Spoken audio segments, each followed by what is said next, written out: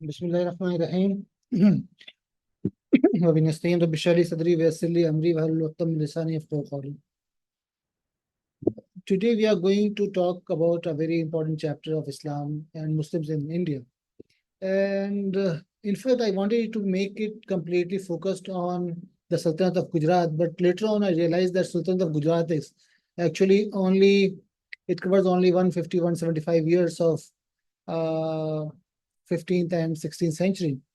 And therefore it will be more fruitful and beneficial for all of us, including me, to discuss and talk about how Islam actually came to this part of the world and how Delhi Sultanate actually imposed its rule, and the rule of the Muzaffar Shah I Sultanate in Gujarat was actually the consequence of Alauddin Khilji's conquest of Gujarat in the twilight years of 13th century. So I think that it is much better because today we'll have a sense of how Islam arrived in India, how Islam came to Gujarat, and even Islam was, Muslim or say Arabs, they had been coming to Gujarat or to entire western coast of India much before the advent of Islam or the arrival of Prophet Muhammad Sallallahu Alaihi Wasallam. So we see that this is actually how Europeans and Arabs, they traded for a very long period of time. So the trade was not just limited to, please don't ask question. We will ask, you'll have ample opportunity later on, and then we can discuss what you have in mind. So don't raise your hands now. If you want to make a point, jot it down now. And then because it's a very long, 2 hour long session, it's going to be. So hopefully we will have enough time, inshallah. Or if you want, you can sort of jot it down on chat.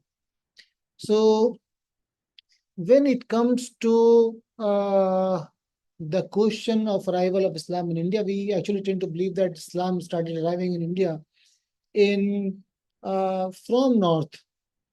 And almost most of us, whenever this discussion begins,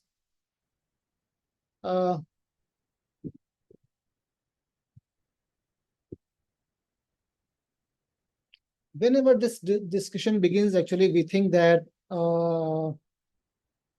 another important thing is that this session will be shared later on after this is over, or after both sessions are over, today and tomorrow, with all the participants, inshallah.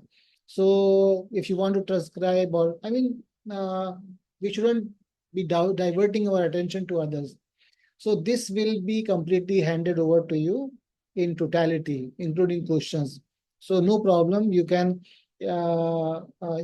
we have ample time, inshallah. So whenever the question of arrival of Islam in India sort of props up, almost everybody, including historians, both Muslims and non-Muslims, think that Islam actually started it started arriving to India from north. And the point they almost everybody mentions is the invasion of Sindh by Muhammad bin Qasim in 712. It was Umayyad dynasty at the time, and Umayyads, they had actually taken over the largest tract of land in the history of Islam from the very beginning. Immediately after Hisham bin Malik ascended to the throne after his father Marwan. So they made the largest Muslim empire in the history of the world. And due to some reasons, known or unknown, the known is that some people, they forced, or the Raja Dahir was forced Muslim ships to be waylaid there, in the waters of close to Karachi. And then it was actually, the Muslim women were dishonored. And then it was to take revenge for that Hajjaj bin Yusuf the viceroy of eastern part of the Umayyad dynasty. He first wrote to Raja Dahir asking him to punish the people or the criminals who did that. And then when he did not submit to those people, he sent an army that was initially defeated and then sent another army headed by Muhammad al-Qasim that went on to conquer not just Sindh but also part of Punjab. So uh, as far as par is concerned, the use of par, Makran was first taken in the 7th century, and then in the initial part of the 8th century, uh, parts of Sindh and some part of uh, Punjab, northern Punjab indeed, were taken over by Muslims. But was it the beginning of Islam in India? Was the conquest of Sindh was the beginning of the arrival of Islam in India? I mean, I don't say agree with that decision, though a number of people, almost uh, the entire government of Muslim historiography, tend to believe that. But this is not true. What is true, on the contrary, is that Muslims, because of the fact that Arabs, as traders, they had a very long-standing relationship with our part of the world. I mean, particularly the western coast and also eastern coast, Coromandel or Tamil Nadu. So they were coming for ages. I mean, from first century or even BC. I mean, first century AD after Christ. They were coming to our part of the world. And when Prophet Muhammad Sallallahu Alaihi Wasallam, he started propagating his religion, from that very point, Islam actually started attracting attention in India. Because the Muslims, Muslim traders, and the Arab traders who were coming or frequently in a large number to our part of the world, they started arriving with a new zeal. I mean, they were traders. In fact, they were not full-time missionaries as we have Christian missionaries. No, they were not missionaries, but they had the zeal to spread the word of God wherever they went. So they went to Canton and established a colony. Even Arabs had a colony in Canton in China much before the advent of the Prophet Muhammad. So Arabs, before the Prophet, they were going not just to this part of the world, our world, they were also going here and all the way to Southeast Asia, China, Malay, and then we'll see that Malay actually, without any conquest by Muslim armies, it became completely Muslim. Similarly, we see what happened in Indonesia. The same happened. So what we see, the arrival of Islam or how it came here, that in Malabar, in Konkan, in parts of Maharashtra, in Gujarat, in Tamil Nadu, and also in parts of Bengal, Islam arrived very early. But because of the fact that these parts, these regions, particularly Gujarat and Malabar, they were the epicenter of international trade for a very long time. I mean, books, I mean, a number of travelers who came to our part of the world, they have been telling about this. So in Malabar, the European coins, gold coins, have been discovered in very large number. And similarly, I mean, because of the fact that this was actually an epicenter of world trade, from where not just the black pepper and other garam masalas are traded, but also it was a center where they got the ships traveling from here to this part of the world, they got supplies. So they loaded and unloaded their supplies here and our merchandise here, and then went back. So when Islam came, when Prophet Muhammad appeared on the horizons and started preaching, this region actually got the rays of Islam. I mean, in very initial days. There are some stories in Malabar that one of their kings, Chairman Perumal, he in fact experienced the incident of Shakul Qamar. Shakul Qamar, or the division of the moon that happened, and it's also mentioned in Quran, But and it is also said that while that happened, Prophet Muhammad SAW was in Mecca. Uh, yeah, thank you. So at that time, Prophet Muhammad SAW, he uh, was Mecca, and that Chairman Perumal traveled from all here to Mecca and then met Prophet Muhammad SAW. But this is something that I cannot believe, because of the fact that had Prophet Muhammad met Chairman Perumal, it would have made huge news. And thanks to persecution of Muslims that was under, I mean, happening at the time in Arabia, in particularly in Mecca, Prophet Muhammad might have advised his people to go there, because here was a king, a powerful king at the time, who had converted. So Muslims might have got a sanctuary, but this does not seem to be true. On the contrary, what is true is that, and Sheikh Sheikh Makhdoom is one of the earliest chroniclers of history of Islam in Malabar and Coromandel. And he wrote that it seems, after detailing the story of how it happened and how the conversion of Chairman Perumal is sort of recounted, he said that Prophet, he actually converted in 8th century, not in 6th century or 7th century, as a number of Malabari or Malayali, say, accounts suggest. So when Islam came to this part of the world, around the same time, Islam started coming to Gujarat also. But because of the fact,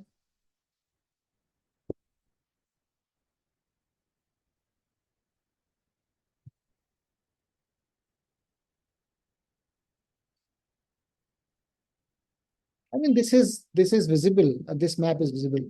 So because of the fact that Muslims actually got a whole lot importance in the politics of Malabar later on, and they continue to hold importance even now, because of, thanks to sheer numbers and thanks to their, I mean, better integration in Malabar. The similar stories of about the early arrival of Islam in Gujarat were not preserved. But what I know and what historians have mentioned is that, and Masudi, a traveler in 9th century, when he 9th and 10th century, yeah, when he came to Gujarat or Balhara at the time, the Raja of Balhara, he said that Raja of Balhara or Raja of Gujarat was the most magnanimous king, who was very well, who treated his Muslim subjects very well. The same accounts are given by a number of other historians who, I mean, travelers who started continued frequenting. And another important thing is that much before the armies of Muslim armies actually marched from North India, from Delhi and other parts of India to Gujarat or other places, there were Muslims living in substantial number in Gujarat. Andre Wink, one of the very important writers who has written a book, Al-Hind, in 2 volumes book, he says, up to about the 10th century, the largest settlements of Arab and Persian Muslim traders are not found in Malabar, but rather more to the north. What he says, that largest Muslim settlements were not found in Malabar, but in somewhat northern regions, in the coastal towns of Konkan and Gujarat, where in pre-Islamic times the Persian dominated the trade with the West. Here, the main impetus to Muslim settlement came from the merchants of the Persian Gulf and Oman, with a minority from Hazramaut, as in Sindh, where Arab Muslim settlements spread in the 8th and 9th centuries. In Gujarat and Konkan, the Arab elements of the colonies. Please remove the picture.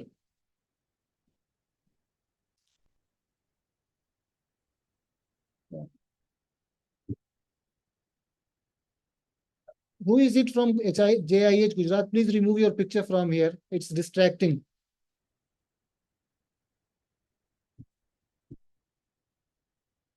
Yeah.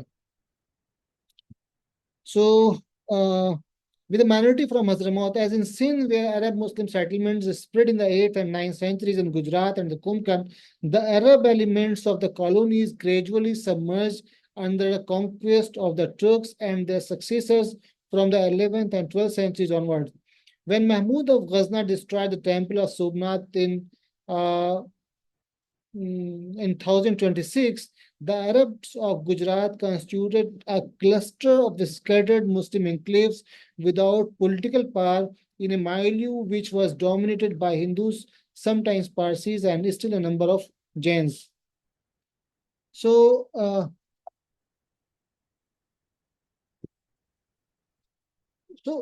it's a myth that Islam actually started arriving from North India.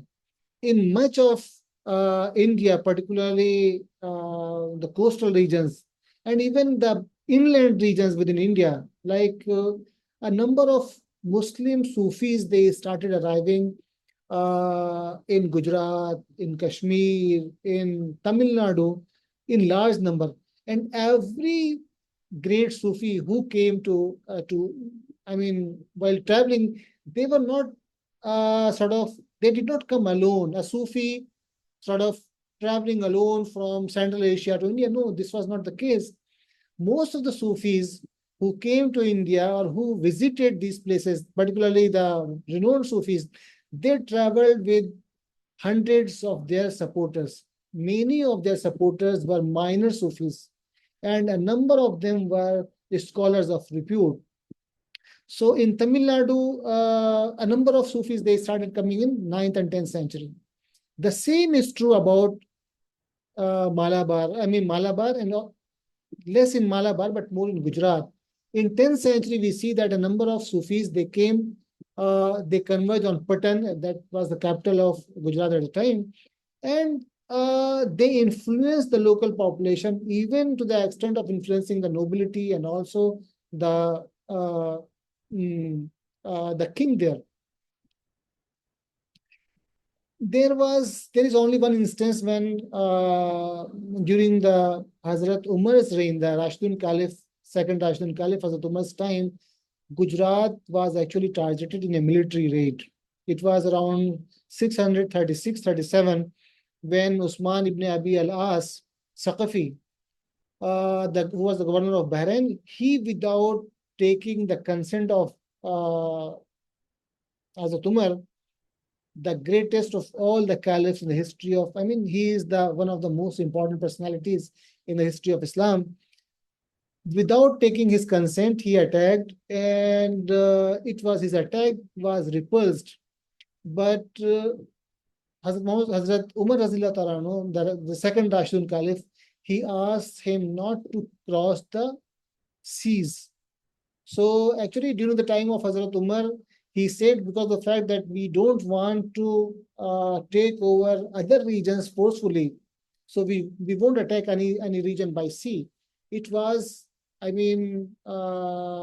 followed during his time, very seriously. During the time of Hazrat Amir Muawiyah, later on, we see that the Muslim navies were developed and Muslims started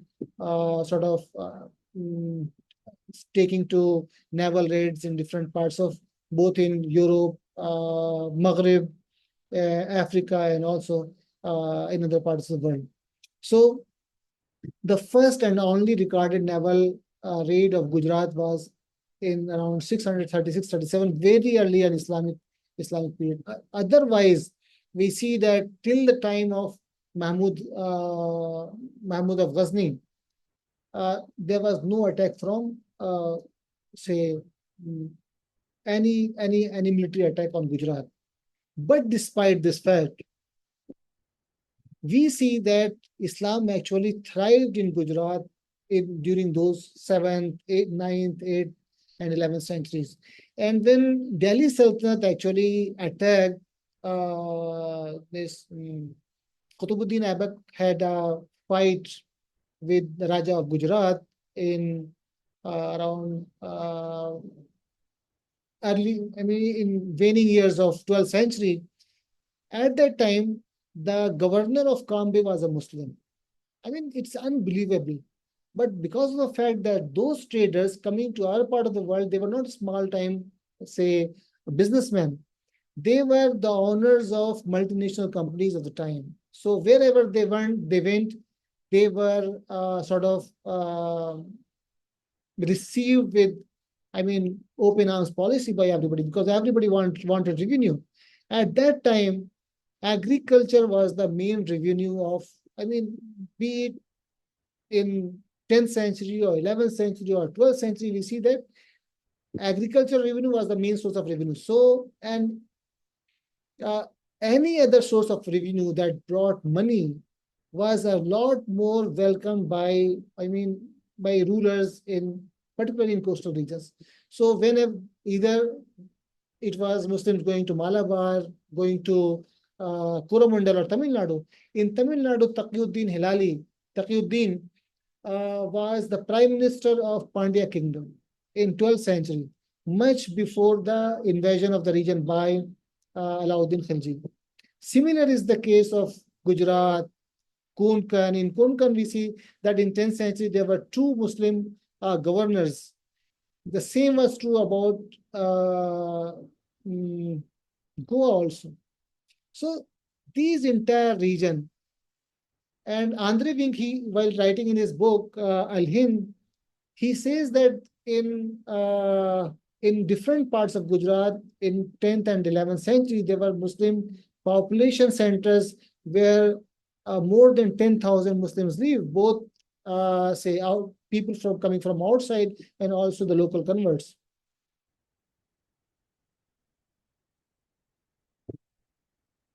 So Muslim traders or say Arab and Persian traders trading with India, particularly in Gujarat and Malabar, is a very, very old tradition. There is nobody should be surprised that Persians were coming to our part of the world, or say the Arabs were coming. They were the renowned seafarers, particularly people from Hadramaut and Yemen, and also from other parts of Arab. They were renowned traders, and they traded with almost the entire world, from say Europe uh, to China and Southeast Asia.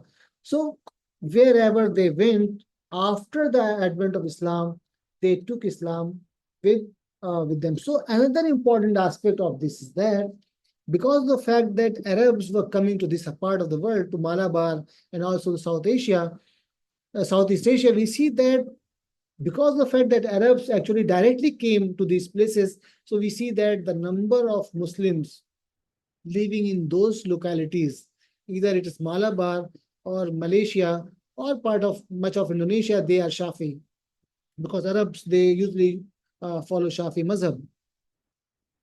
Why did they come to Gujarat? They came to Gujarat because the first of all, they were making money for them, and also because of the fact that they were making money for local rulers. In Gujarat, we don't have a tradition where Muslims actually provided military support to local people, local nobility or local rajas. Unlike in Malabar. In Malabar, we see that Muslims actually, both Arab Muslims and also local Muslim populations, they provided military support to Zamorins, and Zamorin was the rulers of Gujarat for much of from 14th to 18th century. Zamorins were completely dependent on Muslims for both financial strength of the empire and also for the military strength of the empire. And we see that actually Muslims, local, say, they provided the most support to Malabar Zamorins as far as fighting the Portuguese was concerned.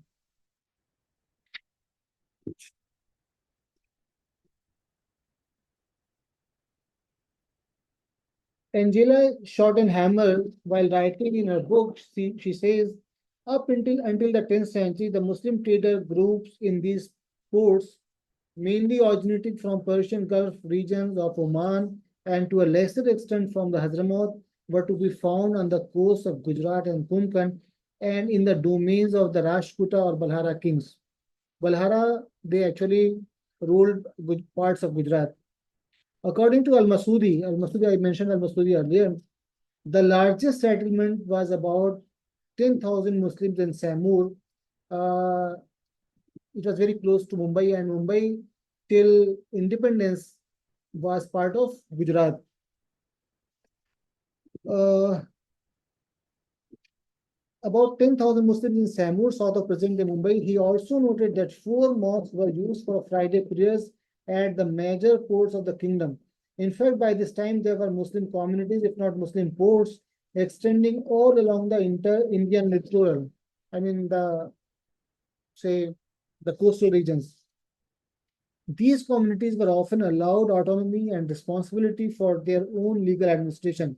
So the Muslim population living in those regions, they actually had some sort of mayoral power over all the Muslims living in those regions, those places.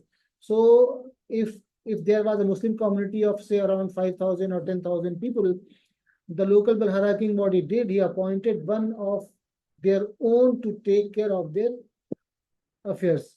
So internally, he allowed them complete freedom to follow their customs, follow their religion, follow everything that they could. Or there was no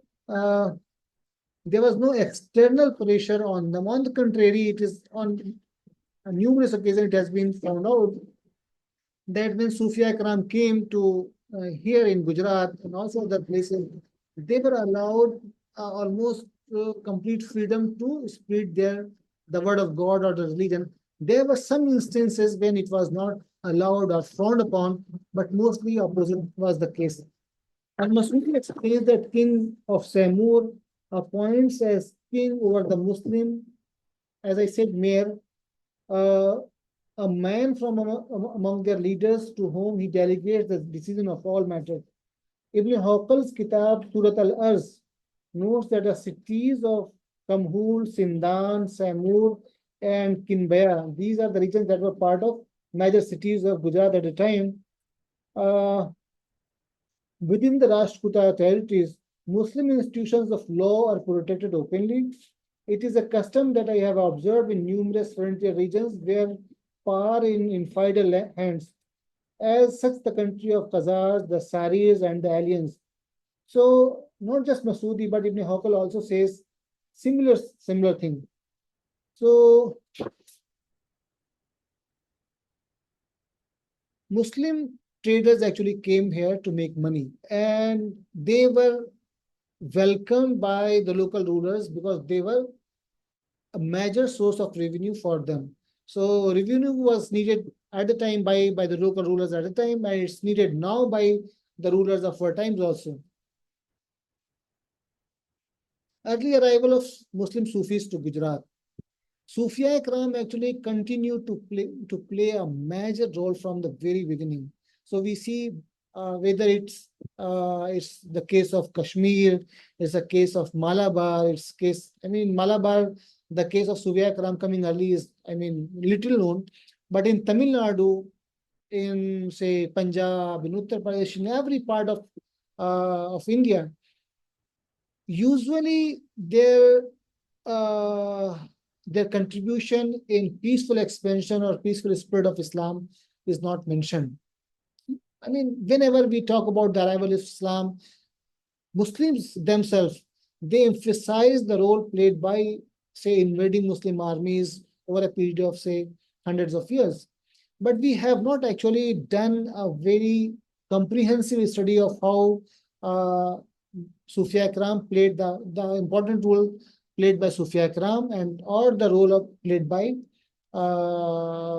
Muslim kings. In his book, I'm just 1 minute. I have a book. I wrote a book last year, A Peaceful Expansion of Islam in India. In this book, actually, I have emphasized completely on how peaceful Islam came. So there were a number of critics who said that you are trying to diminish the role played by Muslim rulers. But historians have accepted. I'm just forgetting the name of a historian. His book, Preaching of Islam. this preaching of Islam is a very important work on the spirit of Islam in different parts of the world, uh, including China and Southeast Asia and other part of the world. He says that out of 65 million Muslims at the time when he wrote the book, there were only 65% million Muslims in India.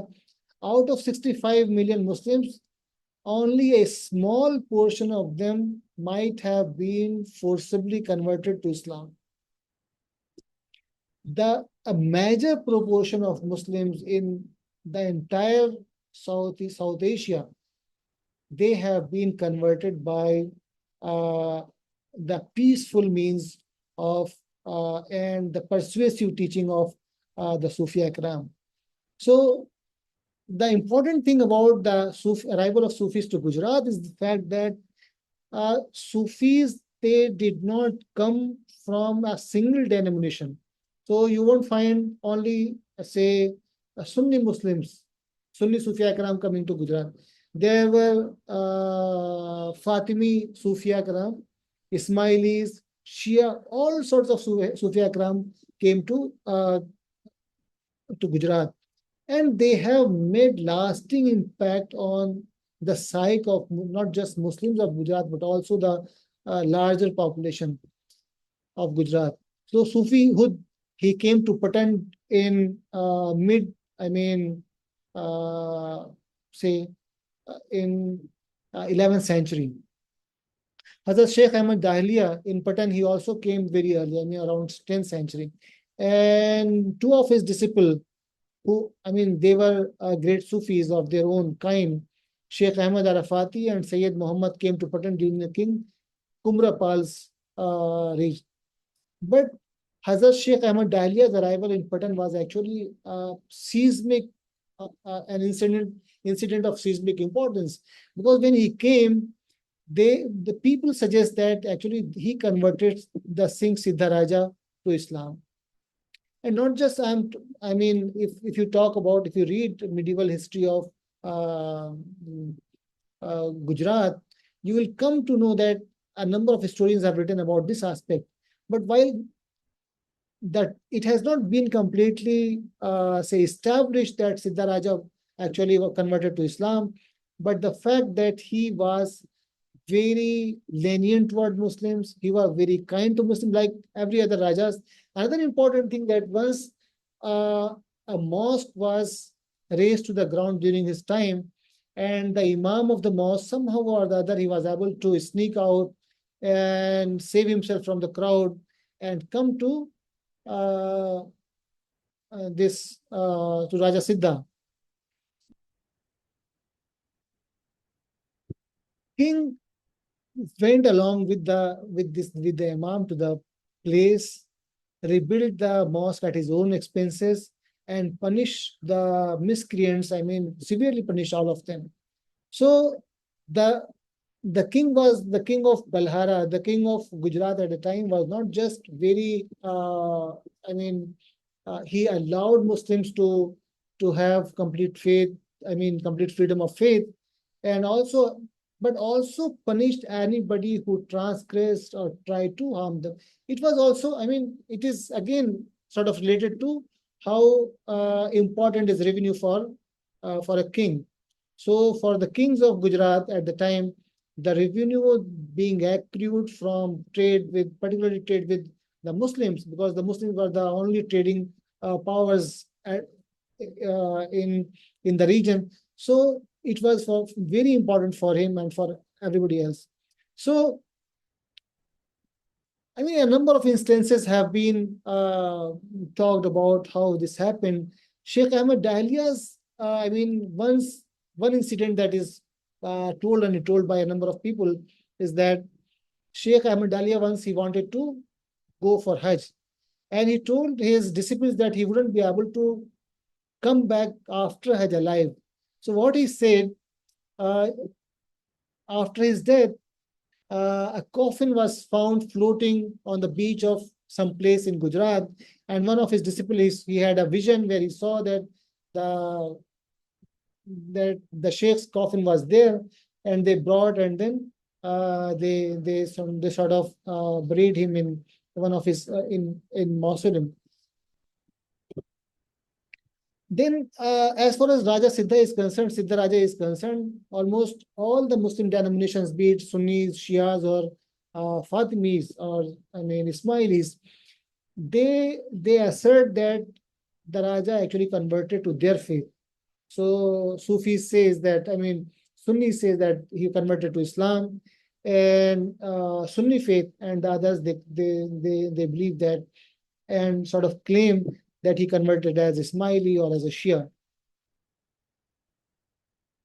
As I said earlier, Muslims got complete freedom to practice their religion. This was true not just in Gujarat, but also across the western coast.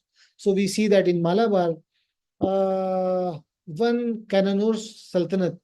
In Malabar, Muslims actually never use power, never attacked. In Gujarat, there was one attack during the time of Hazrat Umar, but in the entire history of Malabar, almost 1400 years history of Muslims in Malabar, Muslims never attacked actually Malabar from outside. But what we see that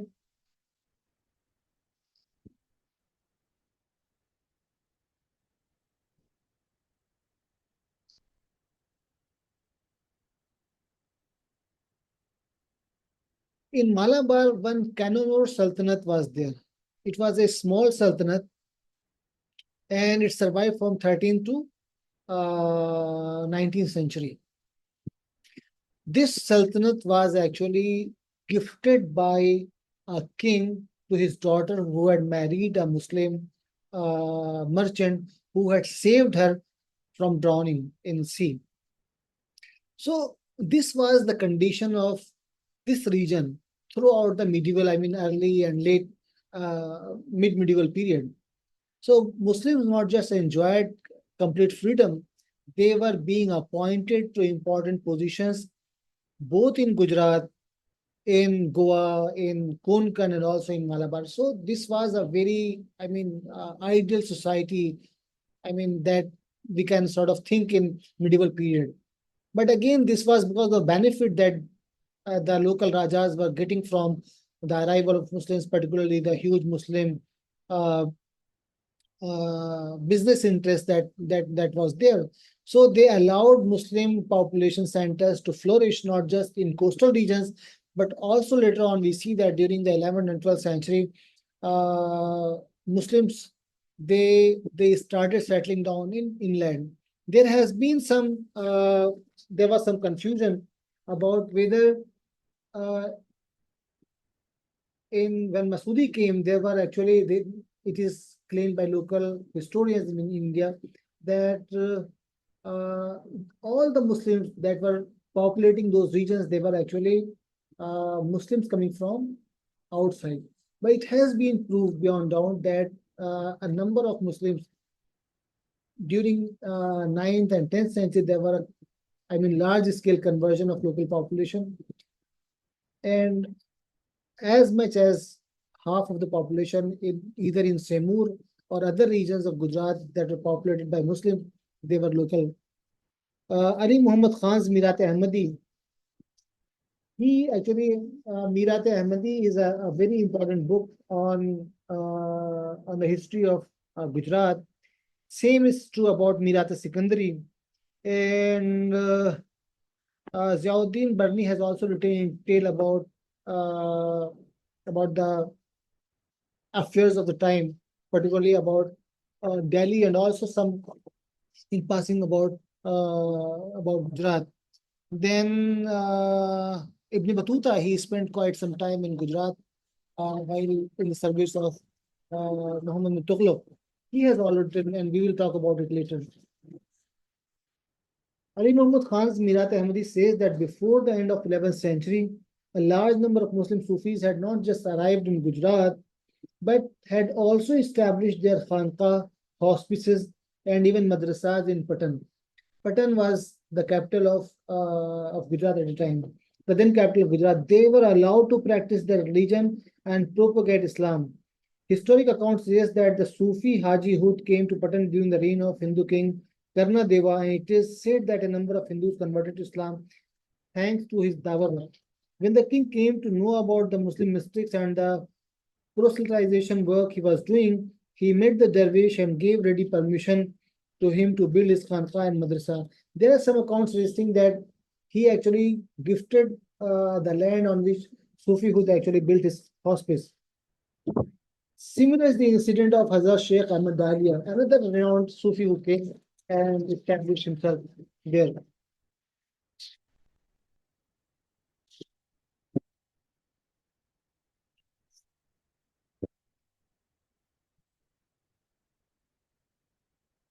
Achut Vinayak, one of the very important historians, about writing about the Gujarat, and Suchitra said they claimed that the Arab Muslims started settling down in different parts of Gujarat, especially in coastal towns as early as 7th and 8th century.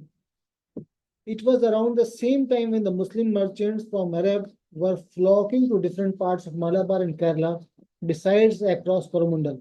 They were great traders and had control of maritime trades. Arab merchants and navigators, who in the pre-Islamic periods merely traded and returned to their places of origin, started flocking to west coast of India and settling down.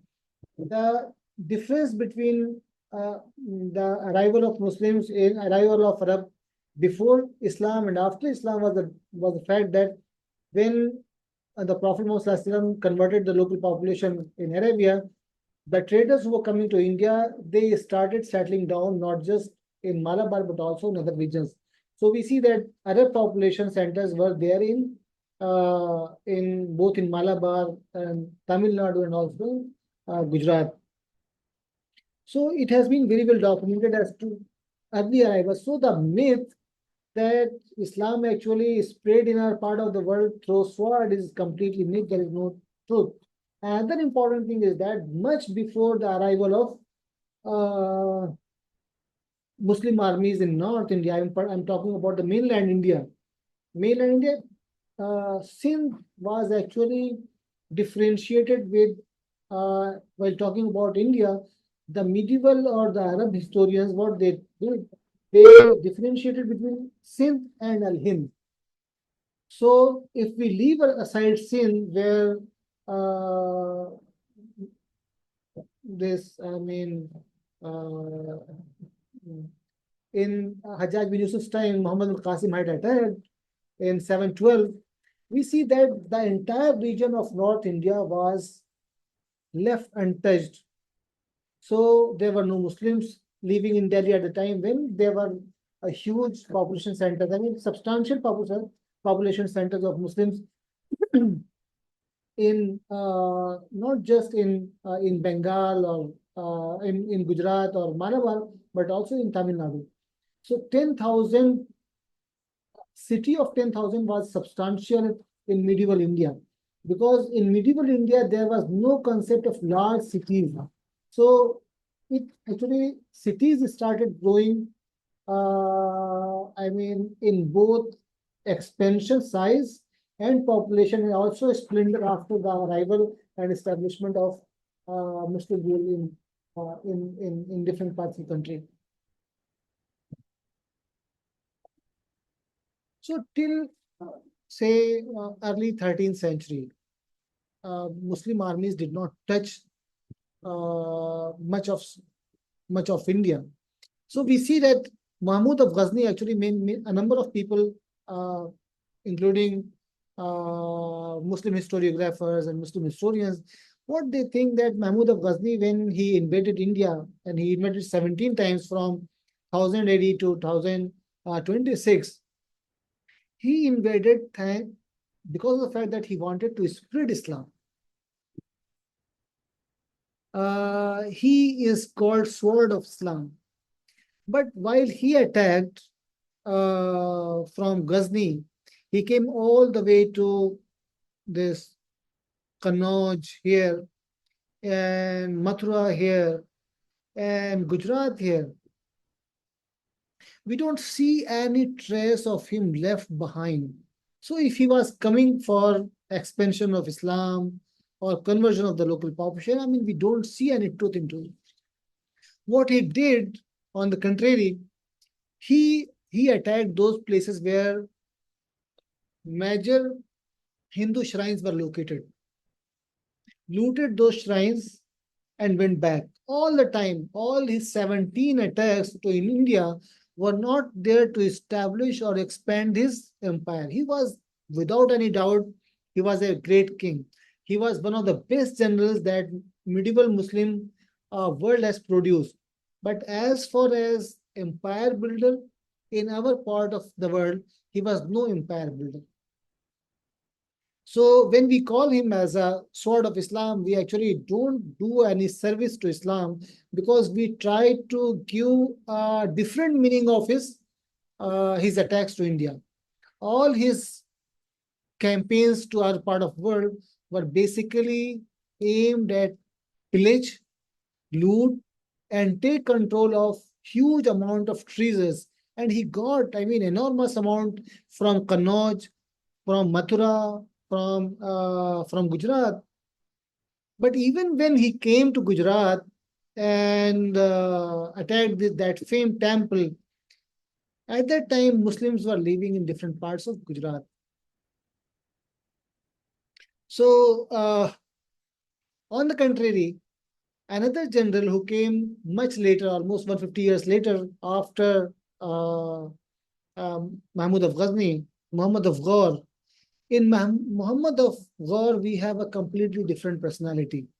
While Muhammad of Ghor was not as good a general as Mahmud of Ghazni, because Mahmud of Ghazni was never defeated, but Prithviraj Chauhan actually defeated uh, Mahmud of Ghazni in once, and in later, a year later, he avenged the defeat and completely took almost North India in his control. So while Mahmud of Ghazni was a great general, he was never defeated, but he was, as far as our part of the world is concerned, he was not really a empire builder. He built an empire himself, and Ghazni was a great city where he collected almost the entire, I mean, great scholars, top scholars of the world at the time. Al-Biruni was there. A number of Islamic scholars, I mean, philosophers, they were collected in Ghazni. There was also a university. But for our part of the world, the money he got from here, he invested, spent in his capital to make it better, to make it bigger, to attract more scholars.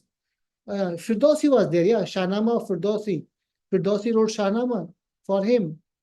And for every stanza that Firdausi wrote, Mahmud of Ghazni had promised one Ashrafi, gold Ashrafi for him. But later on, when this was completed, he offered him one silver coin for every stanza that he wrote. And Firdausi actually, in anger, he left. And later on, he was recompensed when he was already dead. So there is one sort of chapter of Islam that is of, I mean, where Islam actually spread but through the untiring efforts of Sufia Ikram, the traders, their character, how and their efforts to actually impact the local population in such a positive way where they actually start accepting Islam and they start getting attracted to Islam. It may be something that they did with certain objective in mind of impacting local population in such a way that they convert to Islam, or they were actually, behaving in very natural way. Natural way in the sense that they were so good that the local population effortlessly got attracted to them and converted to Islam. We might have both the cases, but till 12th century, this part of the world, we see that the entire region, wherever Islam actually was found, it was through peaceful means. Sword played no role in the early arrival of Islam in this entire region. This region. In 12th century, there was a Pandyan king had a prime minister, In 10th century, two Muslims were actually appointed the governors of Goa. Then in Konkan also there were two Muslim governors, and we see that when Qutbuddin Aibak actually fought the one Raja of Gujarat in early 13th century. Yeah, a Muslim governor was installed at the time in Kambe in Gujarat. So the large Muslim population centers that were found in Gujarat, in almost this entire region, they were converted thanks to the efforts of Sufia Ikram and also the traders. But things changed. And we see that after the establishment of the arrival of Qutbuddin, Muhammad of Ghor in late 12th century, we see that this region was actually incorporated for the first time within the Muslim empire of Ghor. And later on, when this Muhammad of Ghor died, or he was assassinated in 1206, when Qutbuddin Aibak took to the throne and became the king of Delhi Sultanate for the first time and established himself at Delhi, this region slowly became part of the Muslim empire. But before 12th century, before 13th century, there was no trace of Muslim rule anywhere. So whatever Islam was there, it was thanks to the peaceful spirit of Islam. Even later on, what happens? Even later on, yeah, thank you, Thomas Ireland. Yeah, actually, Thomas Ireland has written that a number of Muslim rulers, they did not want their subjects to convert to Islam. I mean, this may surprise to many, but if you have read history, you wouldn't be very surprised, because even during the time of Hazrat Umar bin Abdul Aziz, we have an instance where Zimmis actually wrote to Hazrat Umar bin Abdul Aziz, the Umayyad Caliph, who is called one of the Rashidun Caliphs. He was not of the Rashidun Caliph, but thanks to his character, he is mentioned one of them. So at that time, during the time of Hazrat Umar bin Abdul Aziz, some Zimmis wrote that the local governors did not allow them to convert to Islam. And the reason was not lost to Umar bin Abdul Aziz, because we found that because of the fact that those people are paying jizya, and if they convert to Islam, they will not have to pay jizya. They will become part of the, say, ruling dispensation. So he castigated them, his local governor, and there are some accounts that even he changed him, but he did not get much time to actually reverse all those impacts. And we see that the same happened not just in Arabia at the time, but also later on we see that similar things happened in our part of world also. So jizya remained part of revenue for the Muslim rulers for a long period of time. There were some instances when rulers actually like Akbar, they did not, they refused to accept jizya from the local population. So Gujarat came under Delhi Sultanate in 1296. Before, it was during the time of Alauddin Khilji when Gujarat was actually conquered. Alauddin Khilji is very important if we are reading the history of India. Before Alauddin Khilji, the Delhi Sultanate was actually limited to the northern part. And sometimes, occasionally, they were able to take control of Bengal. That included Bihar, Odisha, and Bengal, and Bangladesh. So Bengal was a huge province that was mostly independent under Muslim rule. But Delhi Sultanate was mostly limited to this region.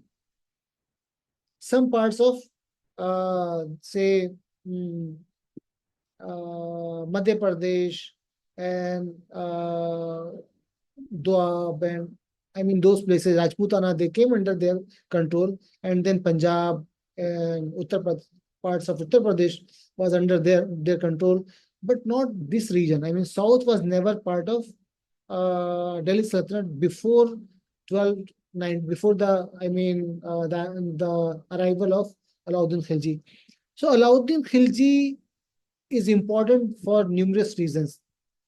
Alauddin Khilji is said to be unlettered.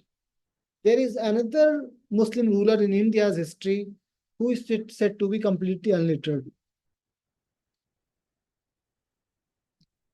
Can you tell me who is the other Muslim emperor, major Muslim emperor who is said to be unlettered or uneducated?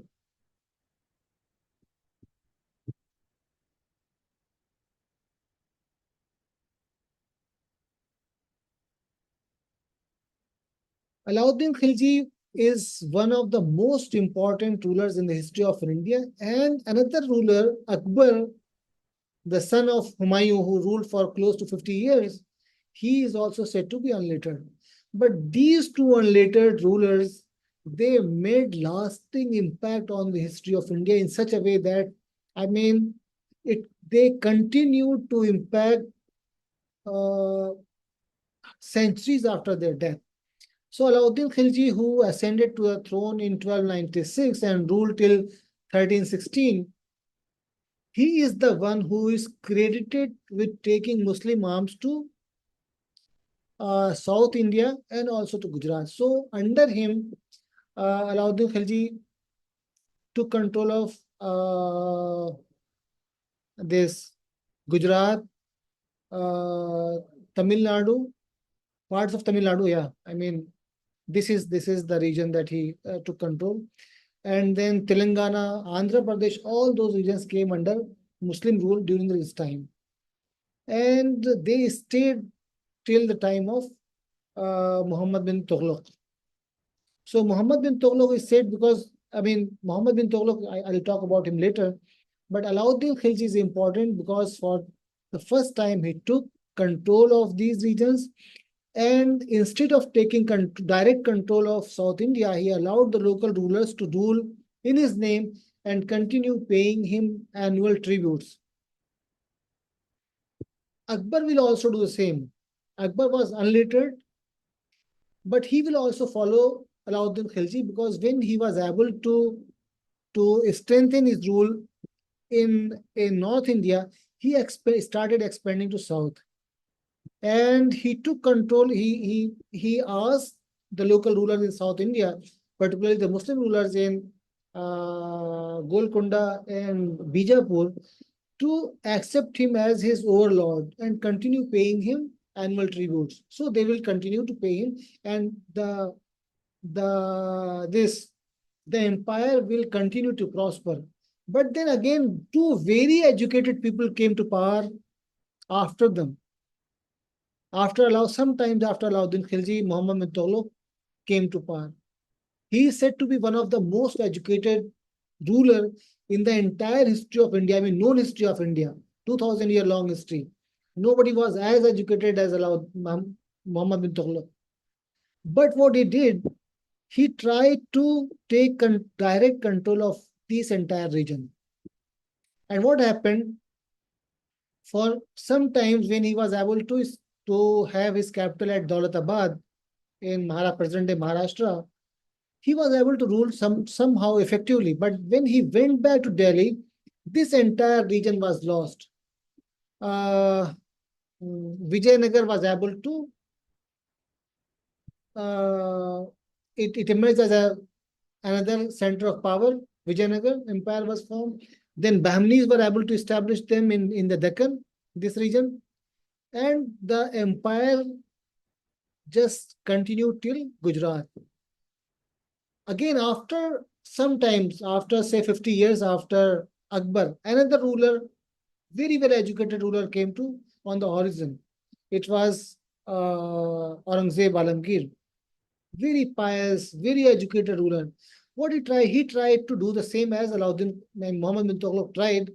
He started taking direct control of them, defeated the Muslim rulers, and weakened those in such a way that the local Marathas they got power. So what happened after immediately after his death, his entire kingdom was dismembered and it broke in small pieces with the advent of fast, ascent of power to power by Marathas. They became the overlords within 30, 40 years of the entire subcontinent, ruling the region all the way uh, to Lahore. So this is very, complex thing. Two very uneducated, almost unliterate rulers. They devised good agrarian policy. They expanded, made established peace and prosperity in their entire region, and made everything accessible in such a way that was not achieved, that was never achieved in the history of subcontinent. Even now, when people talk about the revenue system, the availability of supplies, cheap availability of, say, grains. Even now, people talk about Alauddin Khilji. It's almost, I would say, 700 years after his death. So Alauddin Khilji established Islam, brought Islam to, political power to Gujarat. And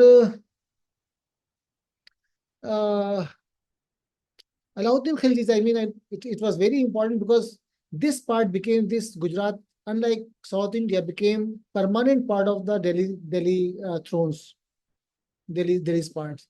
So we see that only when Islam actually Delhi Sultanate weakened when Timur Lane attacked Delhi in 1398, that Delhi was weakened in such a way that Muslim rulers or say Muslim governors in almost all these regions they started rebelling uh,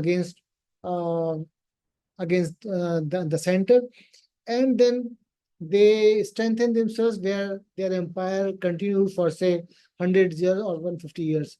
So in the case of Muzaffar Shah I dynasty of Gujarat, we see that Muzaffar Shahis were actually the governors of Gujarat that were actually sent uh, by Delhi emperors.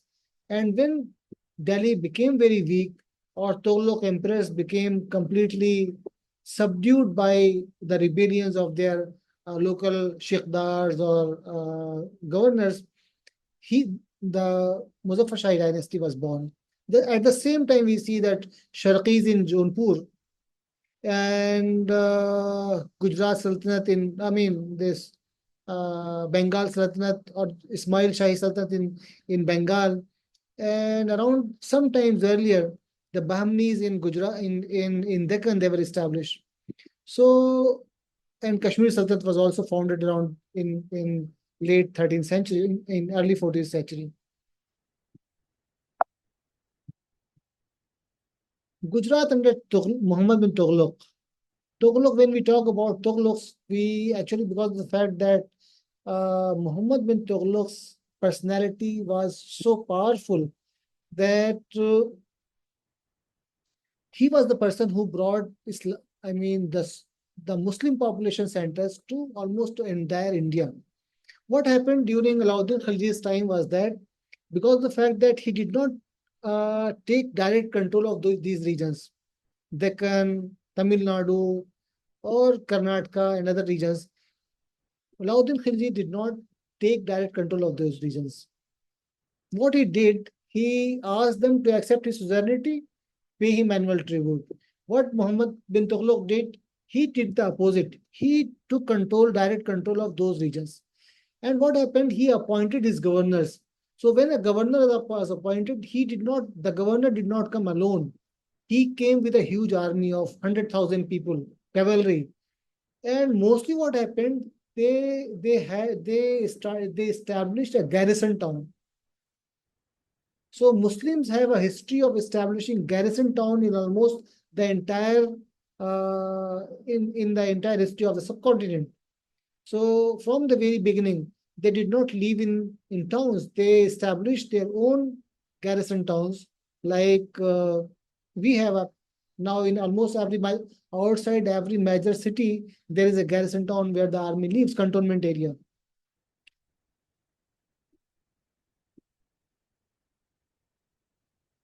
So those both are important.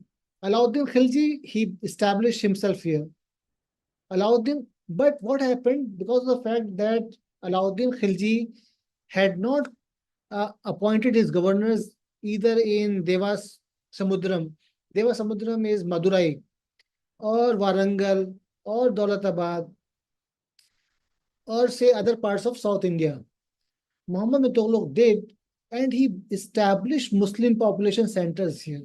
So in Deccan, within a matter of 20 or 30 years, there was substantial Muslim population living across the region.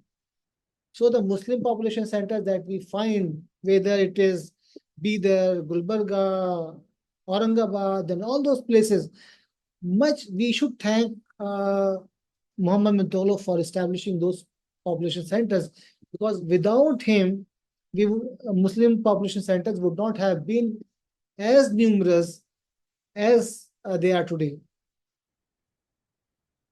Another important thing that happened during the time of Alauddin Khilji was Malik Kafur. Malik Kafur is important because he played a major role in, say, military victories of Alauddin Khilji in South India. Malik Kafur was a Hazari slave who was bought for 1,000 gold dinars, or in thousands, several thousand gold dinars, while Alauddin Khilji was attacking Gujarat. So he was, very good looking. He was very well educated, and slaves in medieval period. Because we had a slave dynasty ruling in Delhi for close to 80 years. Muhammad bin Tughlaq was himself slave, but those slaves were not say common slaves. They were Turkish slaves who were enslaved and given very good education and then sold at astronomical price. So Iltutmish, I should talk about it because we have Iltutmish was also a slave. He was bought by Qutbuddin Aibak, who was a slave of Muhammad of Ghor. Iltutmish was sold at such an astronomical price that Muhammad of Ghor, he did not buy him in the slave market of Kabul, and instead asked the slave trader to take him outside his domain. So he brought him to Delhi, that was out of domain of direct control of Muhammad of Ghor, and there Qutbuddin Aibak actually bought him at such an astronomical price. So because with the history of the slave dynasty in Delhi, Alauddin Khilji was very well aware about the competence of these. So some people suggest that he was actually a convert, Hindu convert to Islam, and some suggest that he was actually bought in the slave market of Baghdad, and from there he was brought to India, where he was later on taken over by Alauddin Khilji. Malik Kafur played a very important role in expansion of the Delhi Sultanate to south. So whether it is Devasamudram or Daulatabad and Tamil Nadu, Telangana, numerous invasion during the time of Alauddin Khilji are credited to Malik Kafur. But later on, Malik Kafur, in the twilight years of Alauddin Khilji's life, particularly from 1315 to 1316, when he was on his suffering from some severe illness, at that time, Malik Kafur actually played a very negative role and tried to assassinate a number of Khilji princes.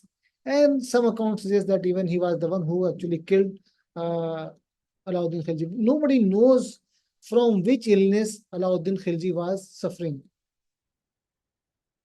Ibn Battuta has also given a great, detailed account in his book Rehla about the Muslims of Gujarat.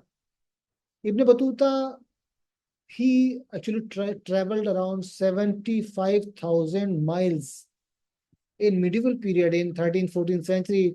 14th century, completely seems inconceivable how a person without airplanes, without trains, fast trains, bullet trains, how he was able to travel so much. But in India, he spent close to 8 years or 7 years by some account, and he gives a very reliable first-hand account of Muslim culture, Muslim rule, and Muslim civilization are part of the world. So he, during the time of Muhammad Tughlaq, he came and he was appointed because he had studied Islamic theology and judiciary fiqh also. So wherever he went, he was appointed Qazi. So he was appointed Qazi and became very close. But later on, he attracted the anger of Muhammad Tughlaq, and somehow or the other he was able to sort of take care of that issue, and Muhammad Tughlaq later on got attracted to him. So he sent him as at the head of an embassy to China. While going to China, he had to pass through Gujarat. So he gives a very rich account of how Muslims lived at the time. So while talking about Kambe, he has written in detail around 7, 8 pages in that in Kambe, the Muslims living in the city, they were so prosperous that one important trader's house had such a huge gate that he took as the entrance of a new city. And around, he talks about the same about the prosperity that was there, the rich culture that was there, and also how not just Kambe but also Daulatabad were populated by Muslim population. He also talks about the culture, the Sufis, and also the scholarship that he witnessed there. So when we talk about Islam in South Asia, particularly medieval period, nobody talks about Muslim colleges or universities. This is a shame that Muslims themselves have forgotten about all their treasures that they had in the subcontinent earlier. His description of Muslims and their homes is important because he was a first-hand account, and he spent quite a few months in Gujarat. And from Gujarat, he was by ship, he went to Malabar, where he suffered a shipwreck and everything was lost. So he left the service of the king, and without telling him, he went to Maldives, where he spent some years as Qazi. And after going back to Tanja, he jotted down, the entire book that we still have. Another important document about that describes the presence of Muslims in 11th and 12th century is Nurul Ma'arif. Nurul Ma'arif is actually is a document from the custom house of Aden. Custom house, the ruler of Aden at the time, they were providing Muslim qazis in Gujarat and also in Maharashtra and other parts of India with monthly allowances. So as far as Gujarat is concerned, for a very long time, this document, Nurul Ma'arif, actually documents around dozens of Muslim qazis who were being regularly paid a very huge amount of money to serve not the rulers of Aden at the time, but serve the religion and take care of the local Muslim population's needs. So Nurul Ma'arif is actually found is a very important document about how Muslims lived, and also how it talks about the people who and what they did for the service of, they did for maintaining Muslims there in the state. In Gujarat and other parts. Noor Marif not just sheds light on the trade and trade volumes between Yemen and different regions across the world. The custom house in Aden was actually a lot more than what its name suggests. It not just fulfilled numerous functions that any normal custom house undertakes, including keeping a record of taxation on incoming and outgoing goods. Some accounts suggest that the document compiled in the Nur al-Marif collected and copied for the Rasuli Sultan al-Ashraf Umar when he ascended the throne in year, I mean, this invaluable collection includes numerous documents that are of immense importance as far as Muslim settlements in different parts of India, including Gujarat, is concerned. An amazing document that contains a thorough record of salaries that were given to as many as 60 qazis, khatibs, and judges in different parts of India, including in Gujarat. This means that the Rasul Sultans used to pay monthly maintenance to a large number of Muslim qazis and preachers in different parts of the country. While this document does not really talk as to when this tradition started and for how long the Rasuli Sultans were paying the salary of the Muslim qazis and khatib who were serving in different mosques in Gujarat, Maharashtra, nevertheless, it makes it apparent that there was a network of mosques across the region. So when Masoodi writes about or Nur al-Marif documents talks about the Muslim presence in Gujarat before the establishment of Delhi Sultanate there, or the extension of Delhi Sultanate there, they talked about the presence of mosque, particularly Friday mosque. Friday mosque is important because the establishment of Friday mosque implies that a large number of Muslim population was there. Because in population centers where places where Muslims live in small numbers, Muslims did not actually offer Friday prayers.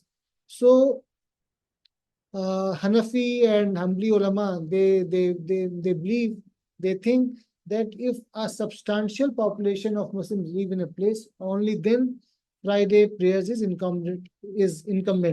So Masoodi talks about dozens of Friday mosques presence in different parts of the region.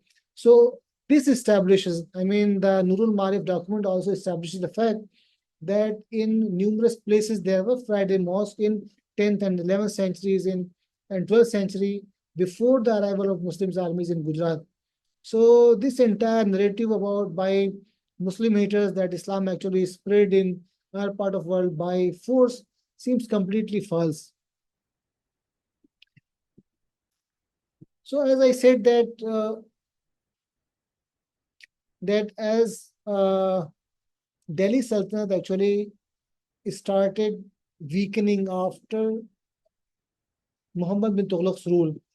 Muhammad bin Tughlaq ruled from 1325 till 1351 for close to 26 years.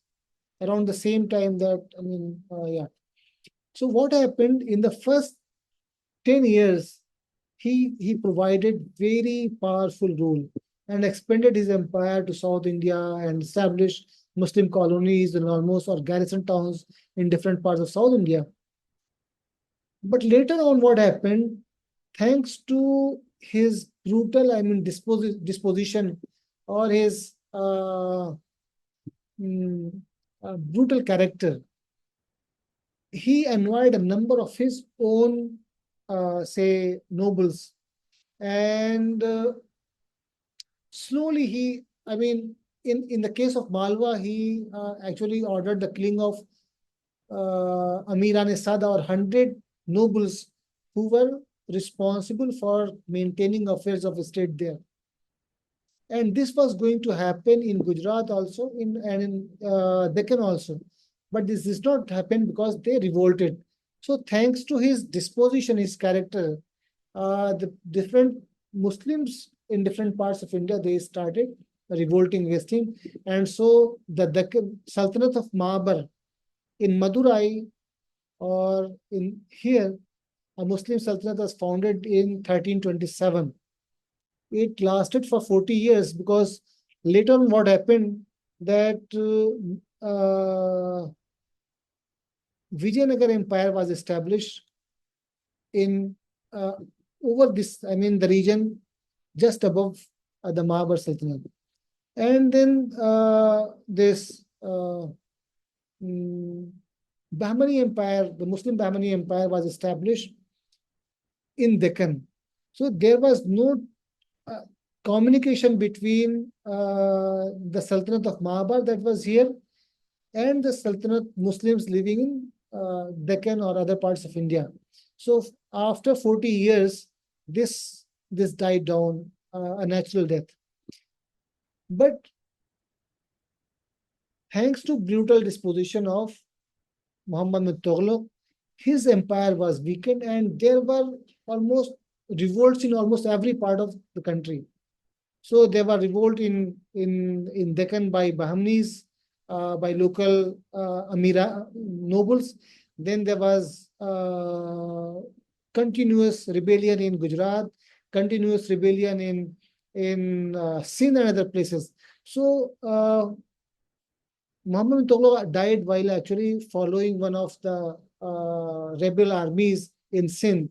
He died all of a sudden, and later on, Firoz Shah Tughlaq was elected as a king. He was a far off relative of Muhammad bin Tughlaq.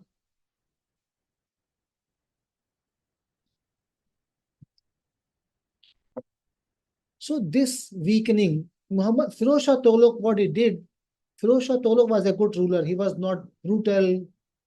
He was educated, but not as educated as Muhammad Tughlaq.